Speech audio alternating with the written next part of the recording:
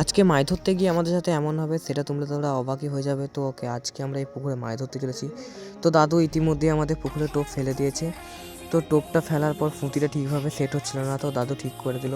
তো দাদু ছিপটা গুটিয়ে ভালো জব্বর হয়ে বসলো। তো ছিপ ফেলার কিছুক্ষণ পর অন্তত কিছু বুঝতে পারলাম না, কিন্তু হঠাৎ দেখলাম নাকি ছিপে টান মেরেছে। তো তোমরা দেখতে পাচ্ছ, তো মাছটা মনে হয় খুবই বড়ই হবে।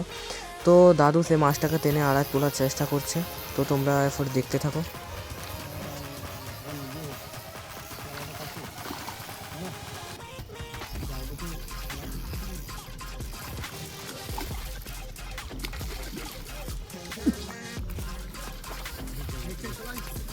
তো তো এই মাছটা ধরার আগেও আমরা অনেক মাছ ধরেছি, তো তোমরা দেখতে পাবে সেই মাছগুলো।